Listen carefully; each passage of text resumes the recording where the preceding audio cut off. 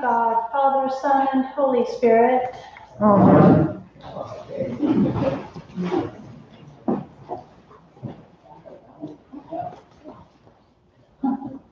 It is okay. And look up here. No, I'll figure it out. Just in case you mess up. She will not. We won't. So today is the fourth Sunday of Easter, and it's often referred to as the Good Shepherd Sunday. And now throughout the whole chapter 10 of John's Gospel, Jesus and his disciples are in the temple, and Jesus is describing the Good Shepherd.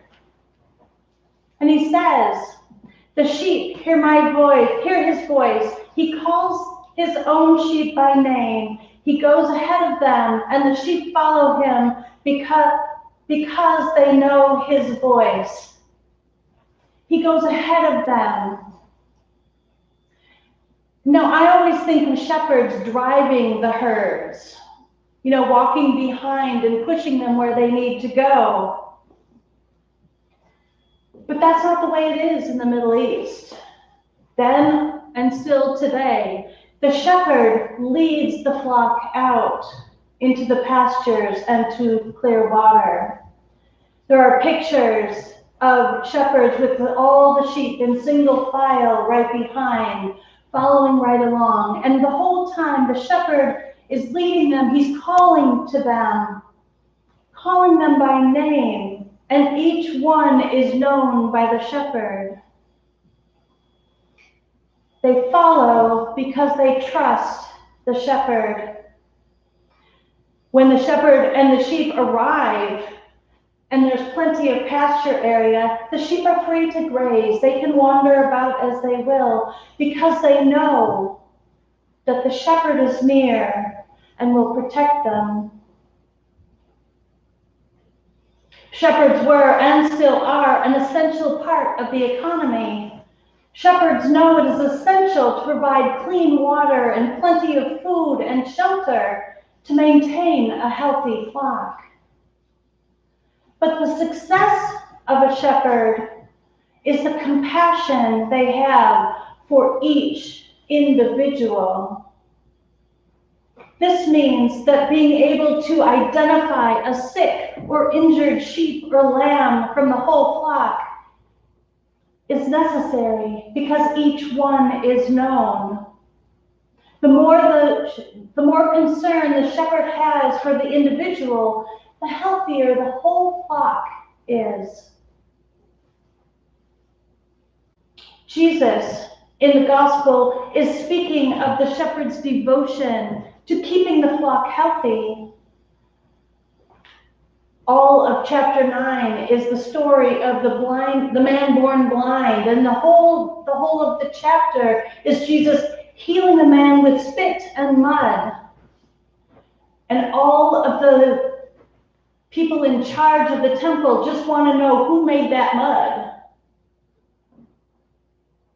Not the miracle of the blind man who can now see. The Good Shepherd is in contrast, Jesus says, to the thieves and the bandits. They don't have any protection. They run away. The shepherd provides guidance and abundance of life. Jesus gathers the flocks and protects them from scattering. This is the same intimacy and trust that Jesus desires to have with each one of us, so we can rest in God's divine love. The relationship between the sheep and the shepherd mirrors the relationship between church and Jesus, the church. In our highly charged political climate, the term sheep, or sometimes sheeple, is known and thrown around as a derogatory term.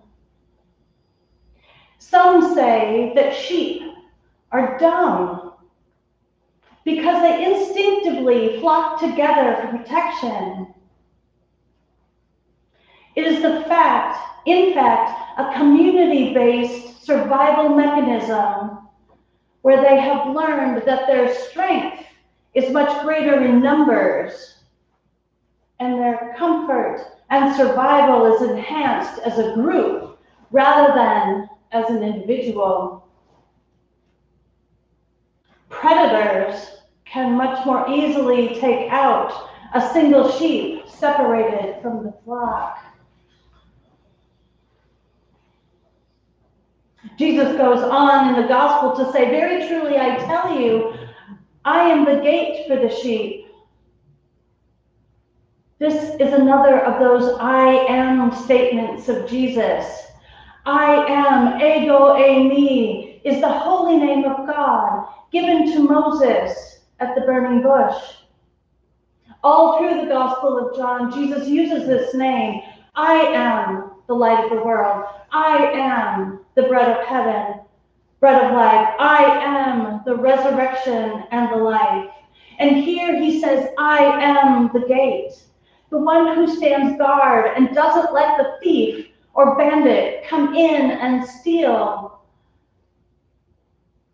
the one who protects those who are wont to wander off.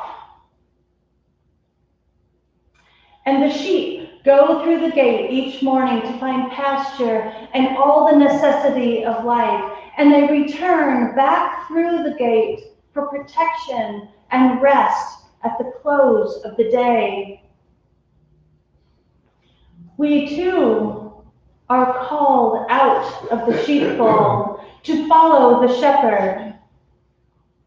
We are called to trust that he is taking us where we will find all that we need. Trust in the voice of the one who knows and loves you best, the one who calls each one of us by name. Each one by name. This brought to mind Mary at the tomb on Easter morning. She did not recognize Jesus until he said her name, Mary. Jesus calls each one by name.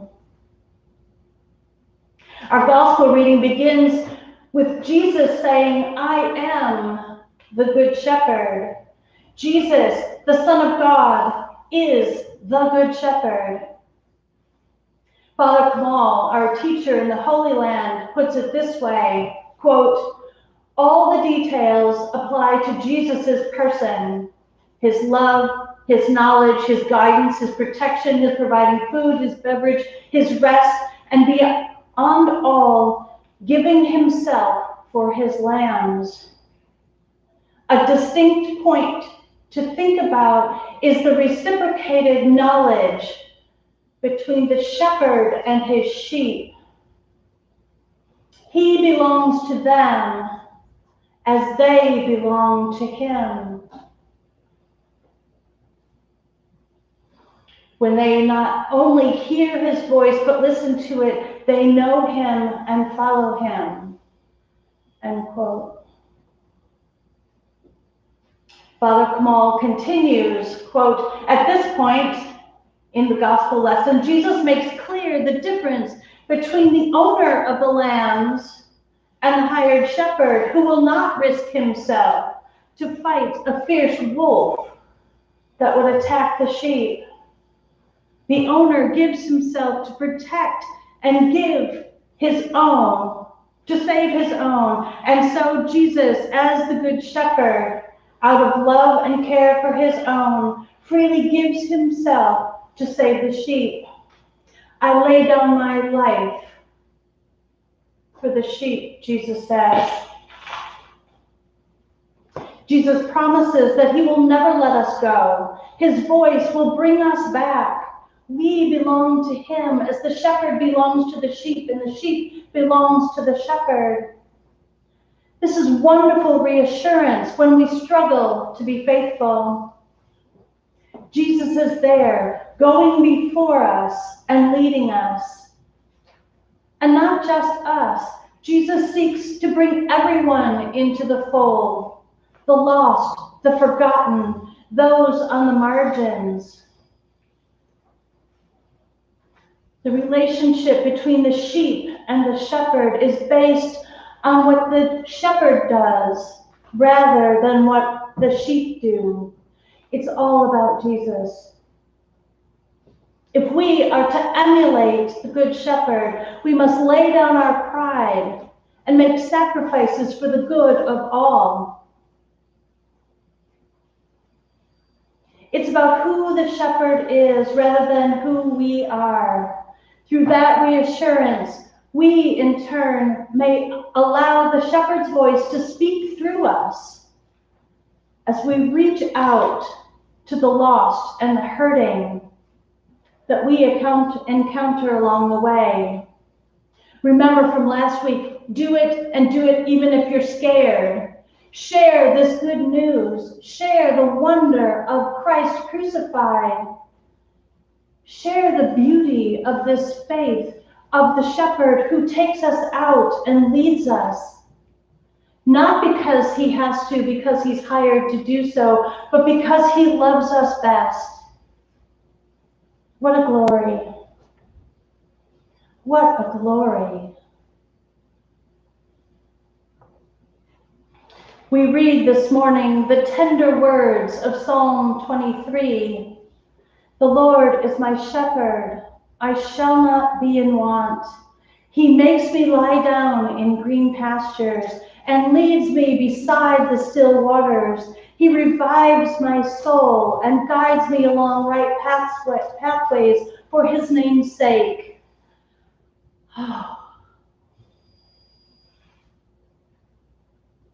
It is the Good Shepherd who restores sight to the blind and lifts the veil of our blindness, who heals the lame and restores our strength, who leads us and guides us beside still waters, even in the valley of the shadow of death.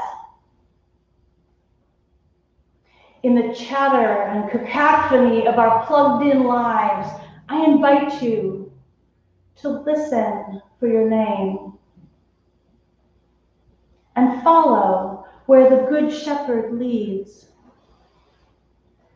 Jesus calls each one of us by name.